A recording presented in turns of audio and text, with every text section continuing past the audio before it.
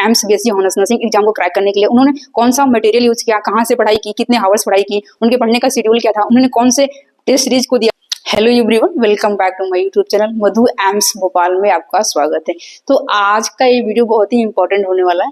मैं आज आपको इंट्रोड्यूस कराऊंगी एम्स भोपाल के बीएससी ऑनर्स नर्सिंग के कुछ स्टूडेंट को जिन्होंने 2024 में अभी क्रैक करके जस्ट ये बच्चे आए हुए हैं एम्स भोपाल में बीएससी ऑनर्स नर्सिंग का एग्जाम। तो इनसे हम जानेंगे कि इन बच्चों ने अपने एग्जाम को कैसे क्रैक किया, उनकी क्या स्ट्रेटजी रही, मतलब कि AIIMS BSc honours nursing exam को क्रैक करने के लिए उन्होंने कौन सा मटेरियल यूज किया, कहाँ से पढ़ाई की, कितने आवर्स पढ़ाई की, उनके पढ़ने का शेड्यूल क्या था, उन्होंने कौन से टेस्ट सीरीज को दिया, कौन से टेस्ट सीरीज ज्वाइन किया था।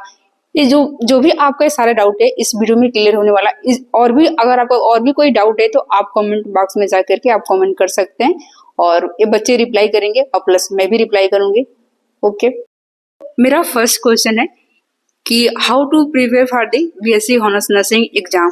तो चलिए मैं एक स्टूडेंट से आपको इंट्रोड्यूस कराती हूँ और जानती हूँ इस बच्ची ने कैसे इस एग्जाम को क्रैक करने के लिए कैसे प्रिपरेशन किया था। मैम मैंने पहले नीट की प्रिपरेशन किया, एलएन कोचिंग ज्वाइन किया था सीकर से। वहाँ मैंने नीट की प्रिपरेशन किया, फिर नीट एग्जाम दिया तो मेरा उसमें नहीं हुआ, तो मैंने बीएससी नर्सिंग की तैयारी शुरू की। बस नीट की टेस्ट सीरीज ज्वाइन किया था, वही पेपर फिर से किए और बस नीट के हिसाब से किया। एनसीईआरटी फॉलो किया बायो के लिए और केमिस्ट्री के लिए।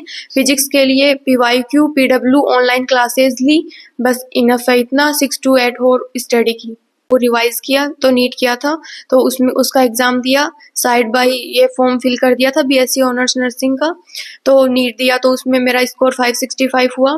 तो फिर इसके बाद में मेरा एम्स बीएससी नर्सिंग का पेपर दिया तो उसमें मेरे अच्छी रैंक आई 1878।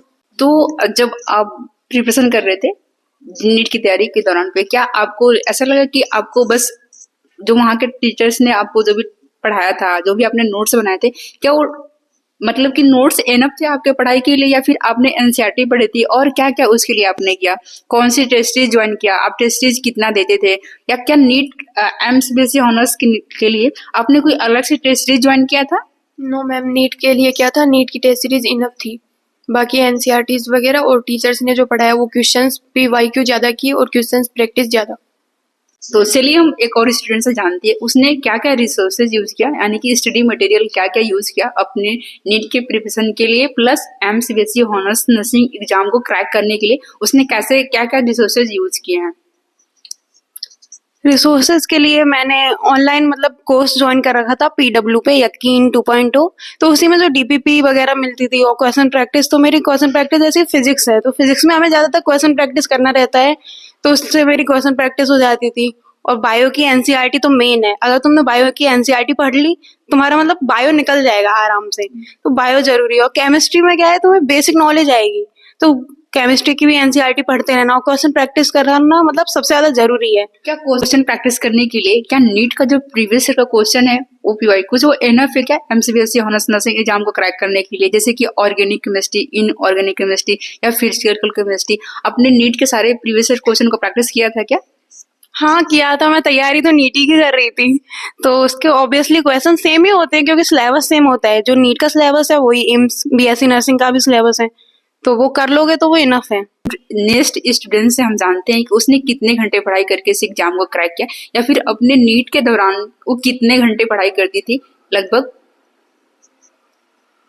जैसे मैंने तो नीट की प्रिपरेशन के टाइम पर कम से कम 8-9 घंटे तो पढ़ती थी। और जैसे कि एम्स बीएससी नर्सिंग के लिए अगर देखा जाए तो आप अगर 6 से 8 घंटे भी पढ़ रहे हैं ना तो बहुत इनफ है, मतलब अच्छा है। और आप सबसे ज़्यादा क्वेश्चन प्रैक्टिस कीजिए, वो सबसे ज़्यादा इम्पोर्टेंट है। और जो भी आप नोट्स बना रहे हैं वो अच्छे से रिवाइज करते रहिए। और दूसरा कि आप पीवाईक्यूज ज़रूर कीजिए क्योंकि पीवाईक्यूज सबसे इम्पोर्टेंट होते हैं। मतलब ऐसा है कि पीवाईक्यूज किए रहेंगे तो हमें पता रहेगा कि क्वेश्चन कैसे आते हैं, तो हमें आइडिया रहेगा। और दूसरा फिजिक्स के क्वेश्चंस इस बार थोड़े टफ थे, लेकिन और बाकी सारे बायो के इजी होते हैं और मॉडरेट था केमिस्ट्री का। तो चलिए अब नेक्स्ट स्टूडेंट से हम जानते हैं कि सेफ स्कोर क्या है एम्स बीएससी ऑनर्स नर्सिंग 2025 में जो भी बच्चे एग्जाम देंगे उसके लिए, क्योंकि ये जस्ट 2024 का एग्जाम देकर आए हैं तो उनको काफी अच्छे से पता है कि कितना सेफ स्कोर होगा। Safest score for AIMS BSc nursing is, I think, for next year it will be 72 plus marks.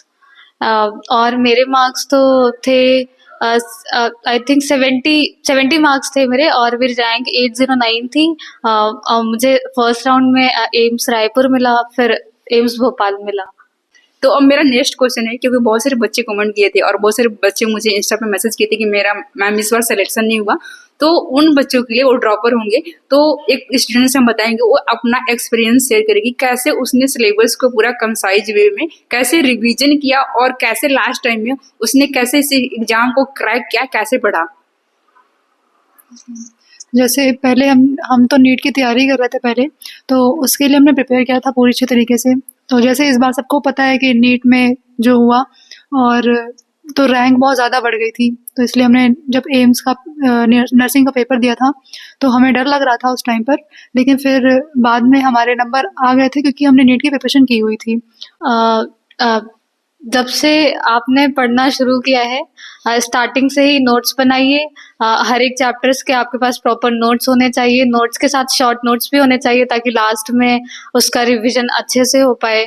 और लास्ट में बायो के लिए तो सिर्फ एनसीईआरटी को 15 to 20 टाइम्स पढ़ना ही पढ़ना है बायो के लिए। और फिजिक्स के लिए आपके पास सारे फॉर्मूले एक जगह पे लिखे होने चाहिए ताकि लास्ट टाइम पे उसे बार बार रिवाइज कर सके।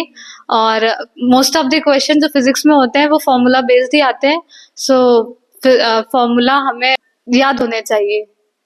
और केमिस्ट्री में 3 तरीके की केमिस्ट्री है, फिजिकल केमिस्ट्री, ऑर्गेनिक केमिस्ट्री और इनऑर्गेनिक केमिस्ट्री। तो फिजिकल केमिस्ट्री के लिए हम पीवाईक्यूज पे जाते हैं, मतलब पीवाईक्यूज हमें सॉल्व करने रहते हैं। और ऑर्गेनिक केमिस्ट्री के लिए फुल एनसीईआरटी पे फोकस्ड होकर के एनसीईआरटी की रीडिंग करनी है, और हमें सारी नेम रिएक्शंस याद होनी चाहिए।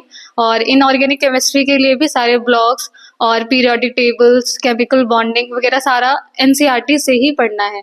और लास्ट में आकर के हमें सारे पीवाईक्यूज सॉल्व करने हैं फिजिक्स के लिए, और बायो के भी सारे पीवाईक्यूज सॉल्व करने हैं, और केमिस्ट्री के भी सारे पीवाईक्यूज सॉल्व करने हैं। पीवाईक्यू के लिए आप नीट के पीवाईक्यूज को प्रेफर कर सकते हैं। और जैसे कि बच्चे ने बताया कि रिवीजन कैसे करते हैं, उसके बाद से बहुत सारे, जैसे कि जीके का जो टॉपिक है उसे हमने कवर नहीं किया कि जीके का प्रिपरेशन आप कैसे करेंगे। तो जीके के लिए आपको कोई टेंशन लेने की जरूरत नहीं है, जीके 10 नंबर का होता है, आपको ही पता है। तो उसके लिए जो करंट में जो भी चीजें होती हैं उससे क्वेश्चंस आ जाते हैं, और कुछ कुछ बेसिक मैथ से क्वेश्चंस रहते हैं, कुछ स्पोर्ट्स से रहते हैं। तो इसके लिए आपको ज्यादा टेंशन लेने की जरूरत नहीं है, और इसलिए कि स्टूडेंट से जानते हैं उसने जीके के लिए क्या किया था। तो जैसा कि मैम ने बताया कि जीके 10 नंबर का आता है, तो उसके लिए ज़्यादा टेंशन नहीं लेना। नॉर्मली करंट अफेयर्स का क्वेश्चन आता है 1-2, और नॉर्मल जीके के क्वेश्चन आते हैं जो करंट में चल रहे हैं उनके ज़्यादा क्वेश्चन आते हैं, और जो ओशियन वगैरह जो झीलें वगैरह हैं उनके क्वेश्चन आते हैं। बस नॉर्मल क्वेश्चन आता है, तो आप नॉर्मली जैसे मधु मैम के वीडियोज़ देख सकते हो, और अदर कोई नॉर्मल जो आप प्रीफर करो वो देख सकते हो। जो जीके का क्वेश्चन है मैंने पिछली बार 2024 में बच्चों के लिए बनाया था, तो उस वीडियो का लिंक मैं डिस्क्रिप्शन बॉक्स में दे दूंगी, आप जाकर के वहां से चेक कर सकते हैं।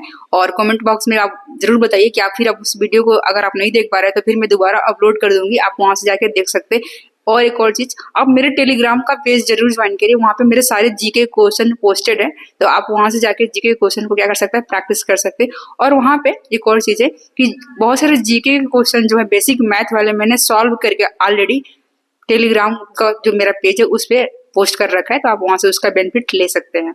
तो चलिए अब हम जानते हैं इन बच्चों से कि इन बच्चों ने एग्जाम हॉल में अपने आप को कैसे मेंटेन करके रखा, इन्होंने स्ट्रेस नहीं लिया और इस एग्जाम को कैसे क्रैक कर पाए, क्या इनकी स्ट्रेटजी रही पेपर को अटेम्प्ट करने के लिए, इन्होंने कितने समय में पेपर को अटेम्प्ट कर लिया, इन्होंने कैसे पेपर को अप्रोच किया सॉल्व करने के लिए, इन सब पे चलिए चर्चा करते हैं।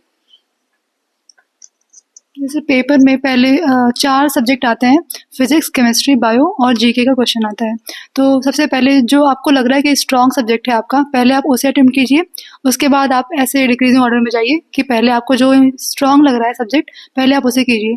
और जीके का भी 10 नंबर का आता है तो आप उसे भी ध्यान दीजिए, क्योंकि वो भी इम्पॉर्टेंट ही होते हैं। और आप अगर आपको तीनों सब्जेक्ट अच्छे से आते हैं तो वो भी आप कर लेंगे, 4-5 क्वेश्चन ईजिली आपसे हो जाएंगे।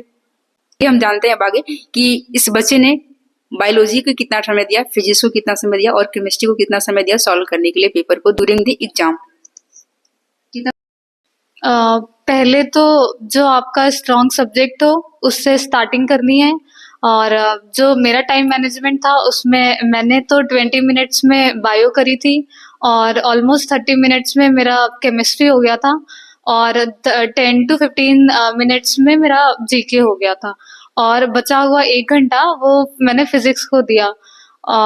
लेकिन टाइम के साथ हमें ये भी ध्यान रखना है कि टाइम कम भी लगे और क्वेश्चंस भी सही हो। मतलब ऐसा नहीं होना चाहिए कि हमने टाइम भी कम लिया और हमारे क्वेश्चन भी गलत हो गए। तो टाइम के साथ हमें क्वेश्चन की तो आप तो पेपर को आपने कितने अटेम्प्ट में किया, मतलब कि 1 राउंड में कर लिया सॉल्व या फिर 2 राउंड में? जैसे कि सबसे पहले होता है कि जो सबसे इजी क्वेश्चन होता है हम उसको फर्स्ट राउंड में ऐसे कर देते हैं, सुपरफिशियली किया इजी है ठीक है आ गया, फिर सेकेंड राउंड में थोड़ा जो उससे नहीं आता वो फिर उससे सॉल्व करते हैं। कितने राउंड में अपने पेपर को अटेम्प्ट किया? मैंने क्वेश्चन को 2 राउंड्स में किया था। मेरा स्ट्रॉन्ग सब्जेक्ट फिजिक्स था इसलिए मैंने स्टार्टिंग फिजिक्स से करी थी। फिजिक्स में मैंने पहले जो इजी क्वेश्चन थे, फॉर्मूला बेस्ड क्वेश्चन थे, उन्हें पहले किया, फिर देन केमिस्ट्री को किया, केमिस्ट्री के बाद बायो को किया। ऑलमोस्ट केमिस्ट्री के सारे क्वेश्चन आ रहे थे तो एक ही राउंड मेरे सारे क्वेश्चन केमिस्ट्री के हो गए और फिर बायो का किया, देन जीके किया और बचे हुए टाइम में फिर से फिजिक्स का और फिर जो बचे हुए क्वेश्चंस जीके और बायोलॉजी के थे और केमिस्ट्री के थे वो किए। तो अब हम जानते हैं कि स्टूडेंट से कि इसने प्रीवियस ईयर क्वेश्चंस कहाँ से सॉल्व किए थे, एम्स बीएससी ऑनर्स नर्सिंग का या फिर नीट का? एम्स बीएससी नर्सिंग के कोई भी पीवाईक्यूज कंफर्म एग्जैक्ट नहीं होते क्योंकि ये सीबीटी मोड में होता है, तो इसके कंफर्म क्वेश्चन तो कहीं भी अवेलेबल नहीं होते। बाकी आइडियाज वगैरह से बता सकते हैं कि ऐसे क्वेश्चन आते हैं, बाकी कंफर्म क्वेश्चन इसके कहीं अवेलेबल नहीं होते। बाकी नीट के हिसाब से अपन कर सकते हैं इसके। कौन सी बुक सॉल्व करना है, तो एक स्टूडेंट से हम जानेंगे उसने कौन सी बुक को सॉल्व किया था। मैंने तो पीवाईक्यू नीट का पीवाईक्यू किया था एमटीजी, जिसमें सारे प्रीवियस ईयर क्वेश्चन थे। 10 साल पुराने ही क्वेश्चन लगाने रहते हैं, ज्यादा पुराने क्वेश्चंस नहीं लगाने रहते क्योंकि syllabus time to time change होता रहता है, इसलिए 10 साल के क्वेश्चन सफिशिएंट है प्रैक्टिस के लिए। तो अब कैसा लग रहा है एम्स भोपाल में आने के बाद से, एम्स भोपाल ज्वाइन करने के बाद से, और जब प्रिपरेशन करते थे तो उस टाइम कैसा फील होता था कि एडमिशन नहीं हुआ था, और अभी कैसा फील हो रहा है? अभी मुझे बहुत अच्छा लग रहा है क्योंकि ये मेरा ड्रीम कॉलेज था और मैंने कभी जो उम्मीद नहीं थी कि मुझे एम्स भोपाल मिल जाएगा, but now I am very happy. तो एम्स भोपाल में आके मुझे यहाँ बहुत अच्छा लग रहा है क्योंकि कैंपस भी बहुत अच्छा है और सबसे बड़ी बात जब घर जाते हैं तो एक अलग ही रेस्पेक्ट मिलती है, जो कि ऑब्वियसली जब हम तैयारी करते हैं नीट की तब हमें बहुत ज्यादा लो फील होता है, एंजाइटी वगैरह भी होती है और ऑब्वियसली डिप्रेशन भी थोड़ा सा तो आता ही है तैयारी करने में। तो बस यही है कि आप तैयारी करते रहो लगातार, और कंटिन्यूटी तो सबसे ज्यादा मेंटेन करके रखो क्योंकि वो जरूरी है और इससे आप आसानी होगी मतलब पेपर क्रैक करने में। हाँ, मुझे भी एम्स भोपाल में आके बहुत अच्छा लगा। यहाँ का कैंपस भी बहुत अच्छा है और यहाँ पे फैसिलिटीज़ भी बहुत अच्छी अच्छी हैं। तो और यहाँ पे जो पढ़ाई होती है वो भी बहुत अच्छी है।